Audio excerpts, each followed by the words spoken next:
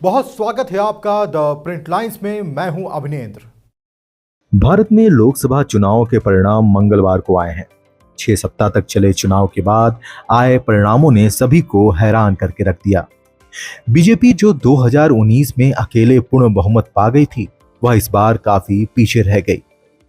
हालांकि बीजेपी के नेतृत्व वाले एनडीए गठबंधन ने 290 से ज्यादा सीटें हासिल की, जिससे प्रधानमंत्री नरेंद्र मोदी के लगातार तीसरी बार पीएम बनने का रास्ता साफ होता जा रहा है।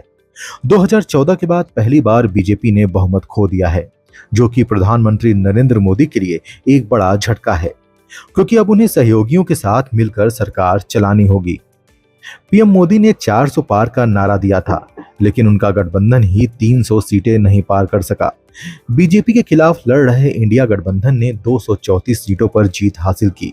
चुनाव परिणामों को लेकर फाइनेंशियल टाइम्स ने लिखा है कि चौंकाने वाले परिणाम से मोदी कमजोर स्थिति में आ जाएंगे, जहां से वो भारत के सामने आने वाली भारी आर्थिक चुनौतियों से निपट सकेंगे और दुनिया के सबसे बड़ी आबादी वाले देश को एक वैश्विक शक्ति के रूप में अपनी स्थिति सुरक्षित करने में मदद करने के लिए आवश्यक कठिन सुधार कर सकेंगे। नेशनल यूनिवर्सिटी ऑफ सिंगापुर के राजनीतिक वैज्ञानिक रोनोजॉय सेन ने मीडिया से कहा कि मोदी ने अपनी अजेयता की आभा खो दी है। उन्होंने कहा, पार्टी और उसके बाहर मोदी की स्थिति को नुकसान होगा। उसके गठबंधन के साथी भी कॉन्फिडेंस में हैं। नतीजों से पहले मोदी सरकार ने आत्मविश्वास दिखाया था। वहीं एग्जिट पोल में भी शानदार जीत की भविष्यवाणी की गई थी। हालांकि मोदी ने मंगलवार की रात नतीजों को लेकर चिंताओं को खारिज कर दिया। उन्होंने समर्थकों की भीड़ से कहा, हमारे विरोधियों ने मिलकर भी उतनी ही सीटें नहीं जीती जितनी अकेले बीजेपी ने जीती हैं। तीसरे कार्यकाल में कई बड़े फैसले के साथ देश एक नया अध्याय लिखेगा।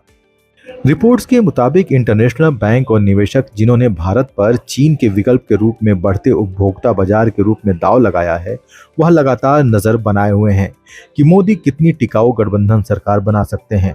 शुरुआती परिणामों ने भारतीय शेयर बाजार में हाहाकार मचा दिया। निफ्टी 50 इंडेक्स 6% तक गिर गया। बीजेपी के बहुमत न आने से पाकिस्तान गदगद दिख रहा है। पाकिस्तानी अखबार डॉन ने अपने अखबार में हेडिंग लगाते हुए लिखा है, भारत ने नफरत को हरा दिया, मोदी मुस्लिम हितैषी सहयोगियों की दया पर।